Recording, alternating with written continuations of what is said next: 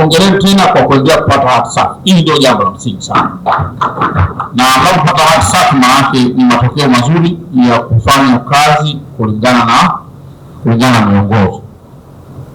Sasa mimi nijielekeze kwenye mambo kadhaa. La kwanza,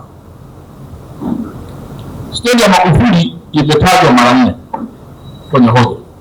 Si kama mmefuatilia, imetajwa mara 4, mara mageti, mara kitu gani, mara kitu gani. Na ukiangalia kwa sasa bado mmeleta hoja ya magari 61,300 kuto kuingia pale vizuri.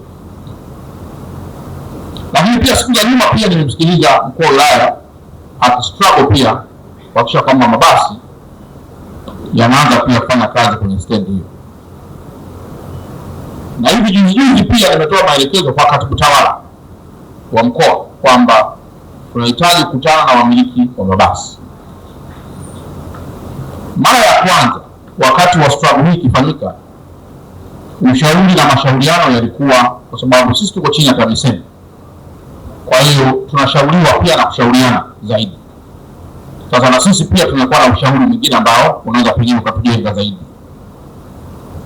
Sasa ninaiona haja ya mambo yafuatayo kwenye stendi ya Magufuli ili pengine kwa baadaye isiende kwa hoja. Jambo la msingi ambalo ninaliona hapa kwa mtawala wa mkoa, kwa kuwa wewe ndio uko ofisini kwangu na kikao hiki ni cha meya, naiona haja ya kutafuta mkono wa private sector per se wa operate stendi ya Magufuli. Unajua, katika ya kawaida Ubungo hapa mnionyeshe mradi mlionao ambao mnaoperate nini wa zaidi ya bilioni 50 ambao mnaoperate nini. Jibu sahihi itakuwa ni stendi ya Magufuli. Sasa sijui kama mna experience ya cooperate mradi mkubwa kiasi hicho, sina hakika, sijui, lakini nadhani tutajua hapo baadaye. Na kwa kuwa huku mna wataalamu wengi, ndugu yangu mkuu wa wilaya, huku mna wataalamu wengi.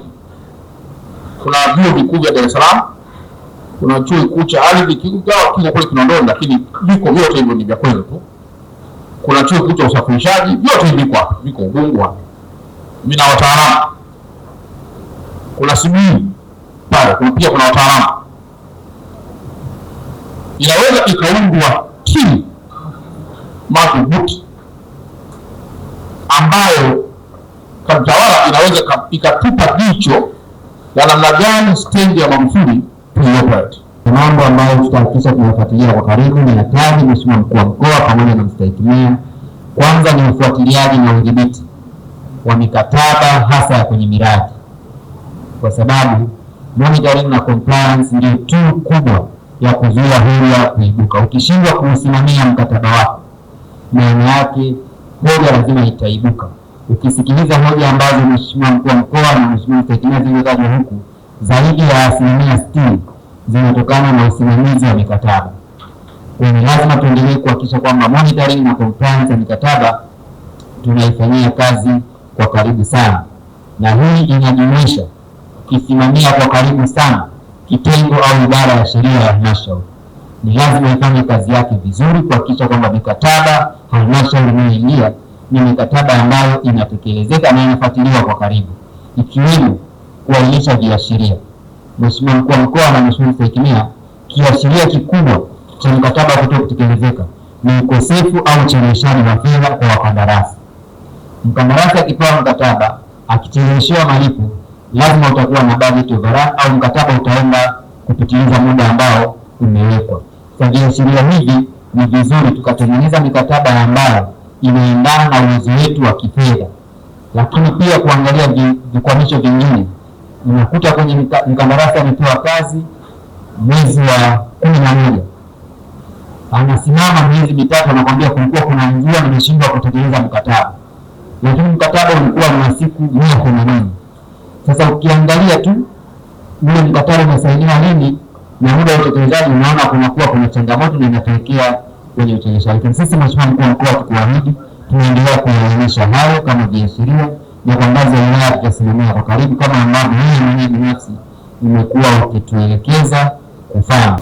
Mheshimiwa Mwenyekiti, baada ya ripoti hii kuwasilishwa bungeni, ripoti hii pia iliwasilishwa kwenye baraza la manispaa la madiwani manispaa ya Ubungo, na leo ndio maana tunajadili hapa. Nianze kwa pongezi kwa baraza la madiwani wa manispaa ya Ubungo na management kwa kupata hati safi kwa ajili ya mwaka 2025. Na kama tumesikia amesoma taarifa kwa mmoja mkurugenzi kwamba huu ni mwaka wa 9 mmepata hati safi, basi niwaase muendelee kumaintain na mwaka huu kwa kaguzi wa fedha 25/26 basi tukapate hati safi kama tulipata miaka iliyopita.